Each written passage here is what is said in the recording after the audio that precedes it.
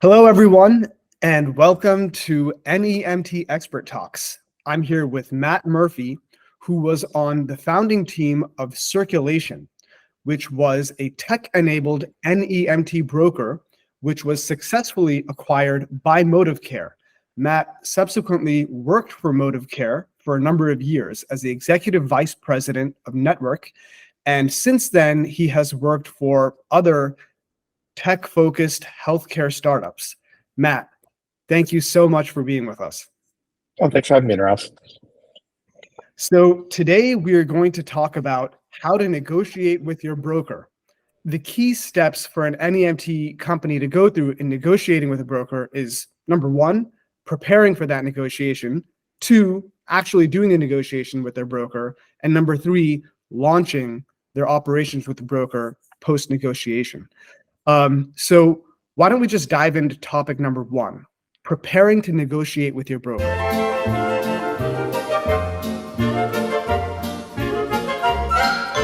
This one's interesting. So if I think back to my broker experiences, the first being Circulation, more of a tech-enabled startup using Google Maps to price rates in real time. And then Modivcare, which is more of a traditional broker with rate cards and large Medicaid contracts. The things that I really saw as being successful indicators for NEMT companies, both startup companies that were new to the space and established ones, where they knew their cost structure really well. So they had their numbers down. They knew how much it cost to operate a vehicle on a daily basis. They knew what their variable costs were in terms of fuel, staffing, et cetera. And they could come to the table and have a really knowledgeable conversation based on those underlying business data points. So I think as a company goes into these negotiations, even beforehand, like talk to your accountant, have a good sense of what your insurance rates are on the market. If you're launching in a new market, go and get those quotes, figure out what fuel rates are and what labor rates are. Because with such tight margins, unless you understand your very basic cost structure for a sedan versus a wheelchair versus the ambulance vehicle, it'll be impossible for you to have a successful negotiation later on with a broker. Okay, got it.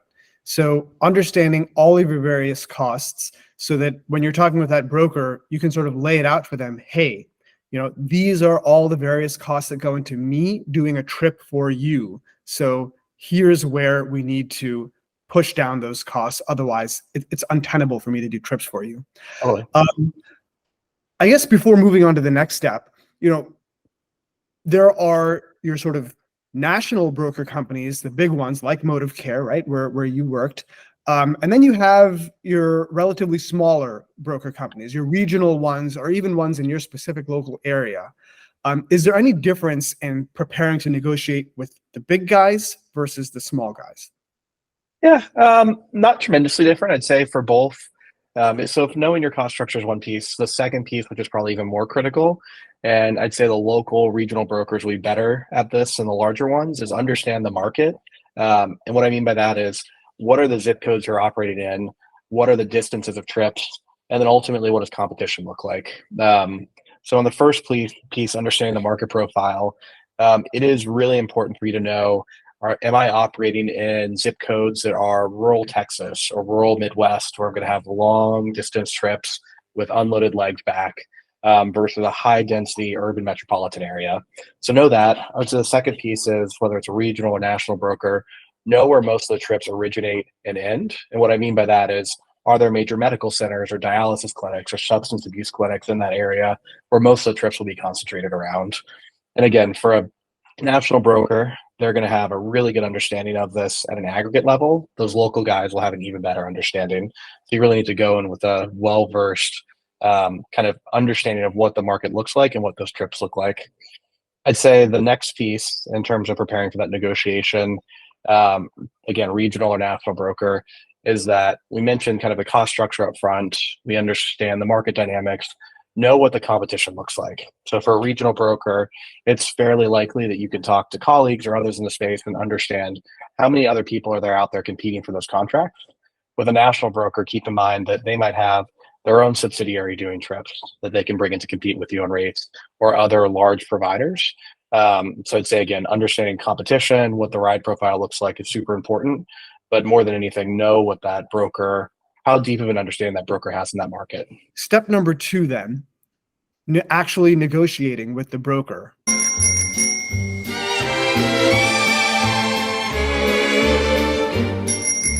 Yeah, I think the biggest kind of failure point I've seen in negotiations with both startup NEMT companies and especially with established ones is they're trying to do everything in one call or one engagement.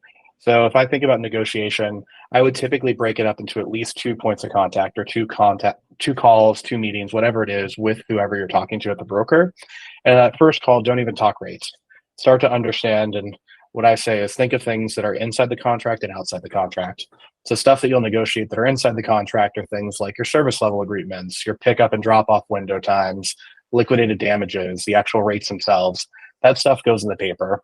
The stuff that's outside the contract is, okay, they might have rate buckets on my rate cards, but what are the kind of commitments they'll make outside the contract in terms of volume of trips that are 0 to 3 miles versus 11 to 10 miles, et cetera, or 10 to 11 miles, et cetera. So kind of understand those two buckets of things you'll want to negotiate. And then in that first contact, start asking questions. Don't even talk rates. Don't ask them to commit to anything. Understand what their actual trip volumes look like. So the first question I would ask is, hey, when we negotiate a rate card, is it going to be a mileage bucket? Is it going to be a per mile rate? What does that structure look like? So if it's a mileage bucket rate, the next question I'd ask is, okay, what are the average distances of trips in your market that you see with your other providers? And then the second question would be, by those rate buckets, what is the percentage of trips in each? So are 90% of the trips under 3 miles or are 90% over 10 miles? And that'll kind of give you the data you need when you get to the negotiation step in that second contact. So then going into the negotiation, if I have all this understanding of here's what the average trips distances look like, here's the number of unloaded legs, the percentage of trips that are standing order versus dynamic or real-time orders, then you can start talking rates. So if I go into the meeting, there's kind of two things to expect, or two different ways it could go. The first is the broker is either so strong in the market or you have so much competition that there's no leeway to negotiate rates. The second way this could go is you have a ton of leverage because it's a new market for them, or they need coverage in areas where they don't have other providers. If you're going the route of, hey, rates probably aren't negotiable, things to negotiate or think about are, what are the distances or types of trips you want from that broker? So they may or may not be able to agree to it contractually, but if they want you to cover a certain area, tell them, hey, I'll take these zip codes, but only if they are 80% or more standing order trips, or if over half are dispatched 48 hours in advance. So try and get those points on paper that'll drive value for you if you can't negotiate rates. An additional example would be, let's say that 90% of the trips in the market are over 10 miles, but you want those 10% of trips that are under 3 miles in the one downtown area. Those are kind of things you can ask for outside the contract and get to if you can't negotiate the rates themselves. On the other hand, if you can negotiate rates because they need you really bad in that area, or there's not a lot of competition, I would say know where you can give and take on different rates. And you can do that by using the data you got in the first contact. So if it's really important to the broker to get a lower cost on long distance trips per mile, maybe you negotiate in that rate bucket, but you leave it as a higher rate on those 0 to 3 mile trips. So again, think about not only what it costs you and what you need to make on that trip to make money, but also what are the types of trips that make you the most money, and negotiate there and give way on other areas that don't matter as much to you. Surprise, like the biggest problem I see with most NEMT companies coming in is they will not understand what it costs them. They will do everything they can to get to the business or get the business. And then a month, 2 months in, they'll be losing money and have to come back to the table. And at that point, you're at a point of disadvantage in that negotiation. So it's much more advantageous if you can say, hey, here's what it costs me. I can't do it for less than this, and have that conversation up front. Yeah. I mean, when you first start with a broker, you have one chance to negotiate up front. It would be unwise to negotiate again within the first year. Two reasons for that. One is if they see that you've underbid the market and aren't making money, and they have a great rate with you, they have no reason to negotiate with you in that first year. So I'd say wait at least a year before the first kind of rate setting exercise. That makes you look more professional, and it also just prevents any perception that you are not able to sustain growing volumes with that broker longer term. So I'd say at least a year after the first time. I would say thereafter, I think it's prudent as an NEMT provider to do one of two things: either negotiate annually, looking at the market, inflation, cost of fuel, et cetera, or whenever there's a major change in your cost structure. So in a lot of states, the insurance structures or state insurance pools will change, and you could have dramatic changes in your underlying costs. When those things happen, it is completely reasonable to go to your broker and say, hey, there's been this major statutory change or this major change in insurance rates, or the minimum wage just went up in my state. We need to come back to the table. Those are great leverage points, because then the broker, in their discussions with their clients, the health plans, are having the same conversations. Hey, it costs more to service this market. I need to pay my providers more because of these 1, 2, 3 reasons. So I'd say whenever those major structural changes, go back and negotiate. But then if there aren't, no more than annually thereafter. Step number 3, actually launching your operations after you've negotiated with the broker. How does that look?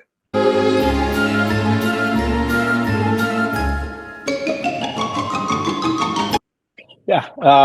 And again, this is one where having a really good software platform is helpful, because like I said, the kind of negotiation up front is setting your rates, but then it is on you and your dispatchers to know what types of trips you want and to have that conversation daily with a broker. So if you negotiated either contractually or as a handshake agreement that 80% of your trips would come to you 48 hours in advance, you need to be calling the broker's dispatch line or trip routing line daily to make sure you're getting that flow of trips. The second piece is, I would say every other day, or at least weekly, pull a report from your system and look at what are the kind of mileage buckets that I'm getting and what are the mileage buckets that I expected when I negotiated. And if you're not getting the trips you want, call back. So form the relationship with the dispatcher or with the trip routing team at that broker, and have your dispatchers calling every day, negotiating for the right trips within those trip buckets until you hit a steady state. I would say on the broker side, they want to kind of streamline their operations. So when you sign a contract with them, they might not set up a routing system or automated trip assignment system when that rate card is signed to give you the right volume of trips. But if you are the squeaky wheel continuously calling in, they will eventually update their systems, and then you will organically or naturally get that flow of trips that you wanted in the first place. So I'd say be aggressive but polite and continue to call the broker day after day. That's the first thing.